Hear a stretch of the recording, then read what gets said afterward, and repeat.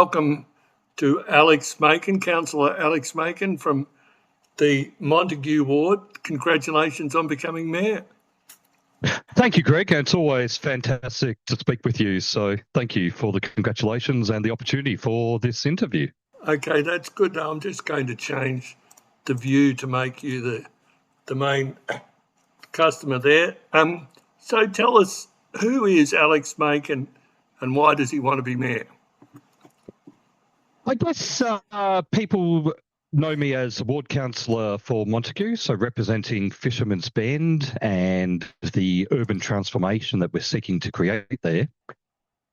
Other members of the community know me through my focus on dog parks and looking after our dogs and how we can really cherish the fact that the city of Port Phillip has such a high percentage of dog ownership, and we want dog-friendly spaces. And more broadly, my transport advocacy. And it was my transport advocacy in public and sustainable transport that actually led me to start my journey into local government, not just here in the city of Port Phillip, but previously in the city of Maroondah back in 2005. So I guess you can call me part community advocate, part someone that really wants to see the shaping of our cities, whether it was Ringwood when I was in the city of Maroondah or Fisherman's Bend now in the city of Port Phillip, and also a desire to see how we can be bold, how we can inject new ideas into really making Port Phillip flourish going forward. Okay, so, but people, you're a first-term councillor, so, what's a bit of the background story? Like, how long have you lived here? How do you make a crust? How many dogs do you have? Always got to have a question about dogs. I've lived in the city of Port Phillip since 2013 in South Melbourne and then subsequently Port Melbourne, and then in 2 locations in Port Melbourne. I rent, so I am one of the few renters on Port Phillip Council currently. Live just behind Bay Street, hence Bay Street being an area of ongoing interest of mine. I work alongside, so my background has been in a mix of consulting. What led me to move into the city of Port Phillip was actually a consulting business that I was running at the time in marketing and business strategy. And it made sense as the business was growing to be situated closer to where the advertising agencies were at the time in South Melbourne. COVID happened, and as for many of us, COVID really reshaped what we were doing and how we were doing it. And that led me to going out of my own business and back into in-house in a number of different roles. I worked in advisory roles, so corporate affairs, marketing, communications for the Australian Association of Practice Management, so advocating and representing the interests of non-clinical staff in the healthcare sector, so practice managers. And then more recently at the Centre for Multicultural Youth in a business development and innovation capacity, really looking at how a CMY can develop new revenue models and new opportunities for the multicultural young people that they work with. Okay, well, that's all good. That's all good stuff to bring with you to local government. So you've arrived at Port Phillip. So what was the most pleasant surprise that you had when you arrived at Port Phillip in the council role? Look, and what led me to running for council, and it's no sort of surprises, was obviously our campaign around increased dog parks and certainty for dog owners around off-leash spaces. That's what really mobilised the community that then encouraged me to rerun for council or to run for the city of Port Phillip and get back into local government. What has been a real surprise for the city of Port Phillip, and hopefully I was able to express it on Wednesday night with this council, has been the way that we've been able to work cohesively as a group. The way that we've been able to take a range of viewpoints and eventually get to a point where there is an outcome. And look, that is quite unique in local government. And as I'm sure you know, Greg, there's plenty of people that would that find spats in council entertaining, right? It becomes great Facebook fodder. But, this council has been phenomenal in how it's been able to build a bridge across particular perspectives and find commonality. And, at the end of the day, most people in the community want the same thing. It's how we actually articulate that, prioritise that, and address it. That has been a really unique feature in City of Port Phillip. And, this is my third council in terms of working with councillors. I was elected in 2005, re-elected in 2008. So two councillor groups in the City of Maroondah, and now my first in the City of Port Phillip. And, I've not seen a more dedicated group of people where obviously the City of Port Phillip is in a lot more of a high profile position than, say, the City of Maroondah in Melbourne's Outer East. It obviously is a lot more visible as well. And there's actually a lot more demands on the role compared to my previous experience. And yet everyone is dedicated in the time that they spend on council. And I think that is why we've been able to work in a more cohesive manner than I think many people thought we would as a group. Okay, so what do you, if you're going to, so in your speech you said you wanted to continue the work of the council, so that was all good.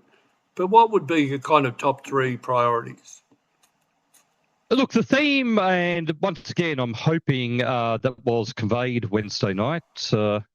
Getting up to the mayoral vote, there's always a lot of nerves. I must admit I didn't sleep the best Tuesday night, so hopefully my speech was at least half coherent.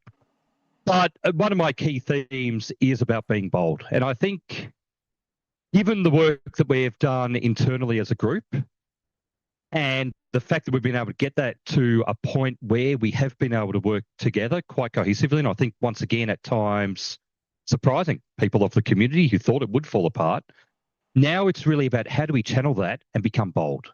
Bold in that external sense of what is it we want Port Phillip to be known for and to be seen as being bold and being leading in.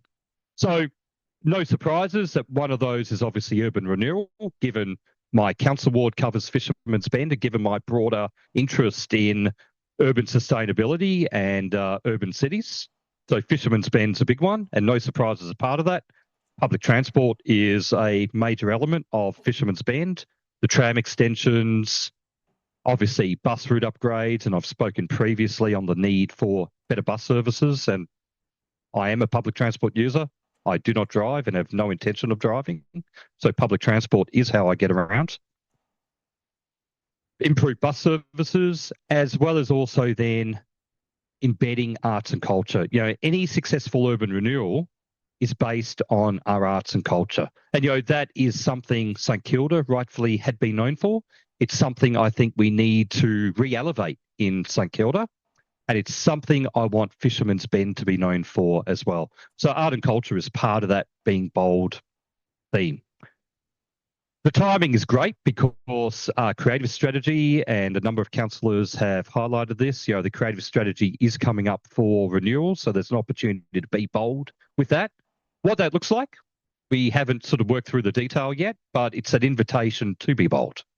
And I think having that invitation to be bold allows us to actually throw around the ideas and see what works. I also believe, something that I think unconsciously happens when people get into roles is, there's a sense of hierarchy that gets created. And, going from a community member to a councillor, then into the mayoral position, there's always, intrinsically a sense of hierarchy. You see it, in management roles as well as you progress through a career. I'm keen to also break down or, reduce some of that hierarchy that I think causes barriers unnecessarily.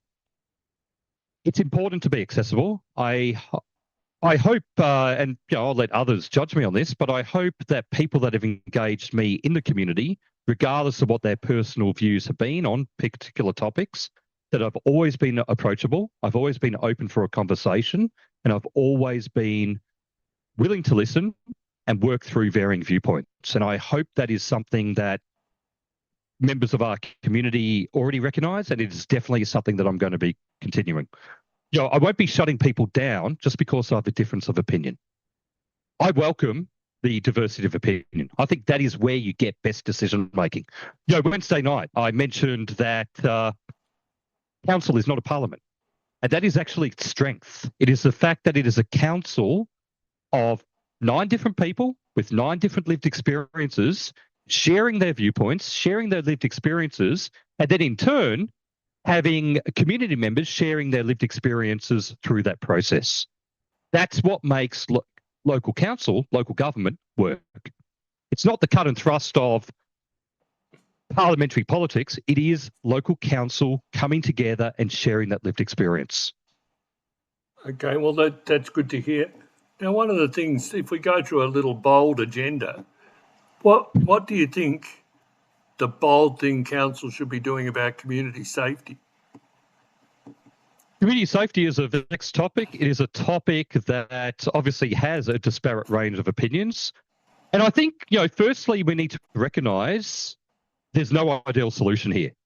We have members of our community that think, we might go from utopia to dystopia and vice versa. The reality is the toolkit local councils have is very, very limited in the space. We need to figure out what is the best way of using the very limited tools that we have to try and get something that is workable. So I guess the boldness in community safety is saying, no, we do not have all the answers. No, we do not actually have all the toolkits to even if we had the answers, to be able to do all the answers, but we need to have the conversations. And part of the reason I have gone through this process so far in the chamber is because I believe we have to have that conversation. We need to have the challenging conversation so we can get to a point where we can find the answer. I don't have the answer right now. I'm hoping that as part of this process, as messy as it might be, we will have the ability to find the answers. Okay, so you want us to be bold in our own lane? Yeah, well, look, we have to be, right? Like, we've got an issue that is incredibly complex that quite rightfully has a whole range of views. I'd be really scared if we just had one particular viewpoint in community safety. It is multi-pronged. It is complex. We need to recognise that. We need to be bold and be upfront in what our opinions are so that we can try and mix those around and figure out how we get there. Okay, well, I want to give us the time to be able to get to that point where we can get there and find some answers. Well, one of the issues I raised with Louise was my fear that there's a project black hole that can happen in Port Phillip where projects take a long while and they seem to disappear. So the standard one was the St Kilda Marina, also the upgrade of the vineyard, and in some ways the waste thing as well. But the hot issue I think that's coming is what's happening with the childcare centres. So It's now nearly 4 years since a decision was made not to sell them, but to upgrade them, and they're still in some sort of limbo land. So what can we do to be bold about project delivery?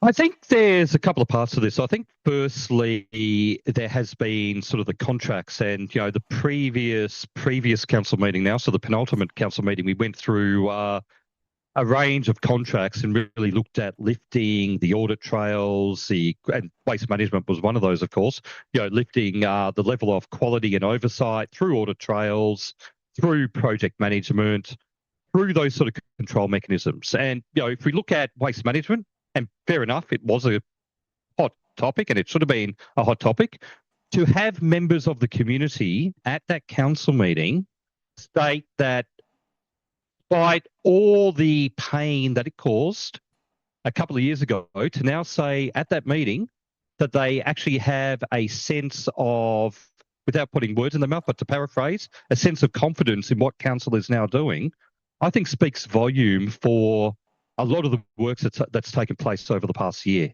in really sort of building the accountabilities, building the oversight. Some of the stuff that I'm most proud about in the past year is the stuff that most people wouldn't even care about. The term limits on our Audit Risk Committee, the term limits on our CEO Employment Matters Committee, the new governance rules where, we've set parameters around how long councillors can speak for and, reinstating deputations. Most people wouldn't give that stuff a second thought. But, that is something that builds the accountability, builds the oversight so that we can have a better range of control so that we can help reduce what, has been, and quite legitimately, concerns around projects sort of running adrift. Getting back to childcare centres, this is, Louise is right, this is something where there has actually been a lot of work that has taken place, a lot of work in looking at how we do progress it.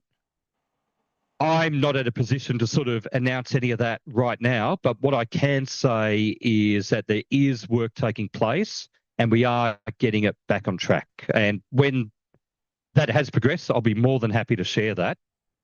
What I want to get back to, though, is, this degree of oversight and accountability, it is from community to us as councillors and us as councillors into the organisation.